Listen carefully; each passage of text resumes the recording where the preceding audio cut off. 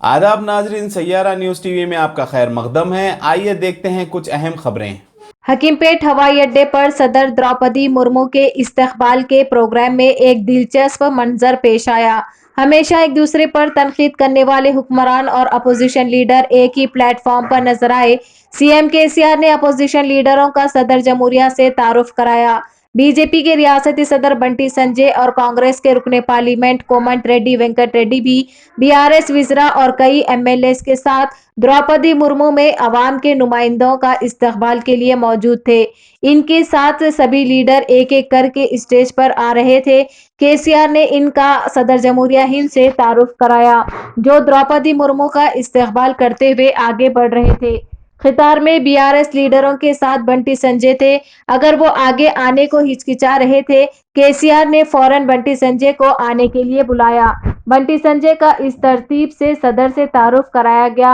इसी सिलसिले में कोमती रेड्डी वेंकट रेड्डी भी आए, इनका भी तारुफ हुआ। ये मंजर अब मजीद दिलचस्प हो गया है।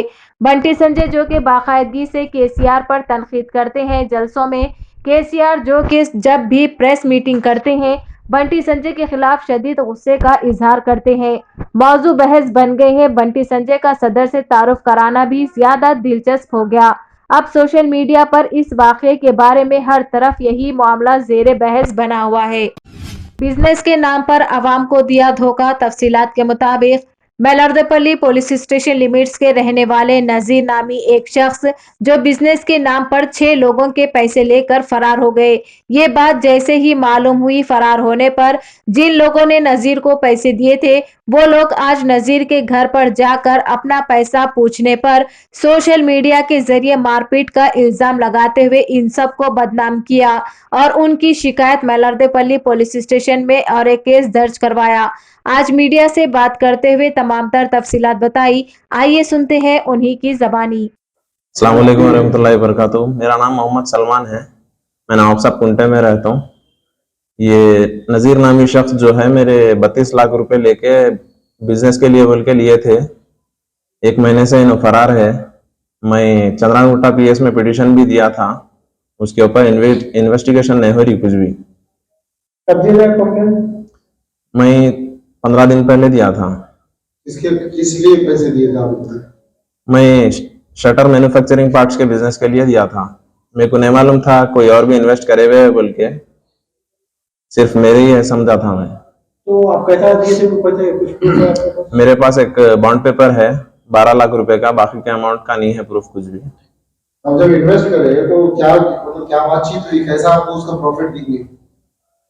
ये मंथली बेसिस पे प्रॉफिट देंगे बोल के बोले थे उन्होंने। जो भी प्रॉफिट होगा या लॉस हुआ तो लॉस के हकदार है बोल के बोले थे हम, मगर उतने का जितने पैसे लिए इन्होंने उतने का कारोबार ही नहीं करे। एक 15-20 लाख का रोटेशन बताते थे इन्होंने बस, और ये जितना भी अमाउंट है एक दूसरे का मालूम नहीं था हम लोगों को। नहीं ऐसा क्या? देखो, मेरा नाम मोहम्मद आसिफ है। मैं भी नजीर के पास 5 लाख रुपए इन्वेस्टमेंट करा था। वो भी रिसेंटली जस्ट 3 मंथ्स हुआ था। मेरे 3 लाख है और मेरे दोस्त के 2 लाख है। भाई मेरा इतना फाइनेंशियल कंडीशन खराब है क्योंकि मेरी अम्मी का भी लीवर का प्रॉब्लम चल रहा। करीब जुलाई 27 से प्रॉब्लम चल रहा लीवर का। वो ट्रीटमेंट कराते हुए मैं क्या करा, मेरे बच्चे के वास्ते जो बॉन्ड रखा था मैं वो तोड़ा के मैं उनको पैसे दिया है। क्योंकि बाद में अपने को क्या, मेरा इरादा क्या था, अम्मी की मिजाज अगर अच्छी हो गई इंशाल्लाह तो मैं हज या उम्रा कौन सा भी अम्मी के साथ करना चाह रहा था। मैं गुजारिश है पीएस से, जो भी कंसल्टेंट पर्सन है उनसे गुजारिश है, जहाँ भी है बंदा ला के दीजिए, क्योंकि हक और हलाल का अमाउंट है हमारा। ऐसा चोरी करके फाइनेंस पे डाल के, चोरी करके या डाका डाल के हम लोग पैसे इन्वेस्टमेंट नहीं करेंगे। क्योंकि रिक्वेस्ट ऐसी है कि बहुत मजबूर हूं मैं, क्योंकि एक ही पैसे नहीं है मेरे, कई डूबे हुए हैं। मेरा फाइनेंशियल कंडीशन इतना खराब है, सुसाइड करने भी सोच लिया मैं। अब हाल में हमारे समीर अजीम भाई भी आके मेरे को रुका, इसलिए आपको पैसे कहीं नहीं आते, थोड़ा सब्र करो। इंशाल्लाह अल्लाह ताला पे भरोसा है, पैसे आते कैसा भी, बस पुलिस का सपोर्ट हमको चाहिए। अल्लाह। जैसा कि आपने देखा नाजरीन, क्या हो रहा है देश और दुनिया में। इस चैनल को सब्सक्राइब करिए, लाइक करिए, शेयर करिए और हमें दीजिए इजाजत।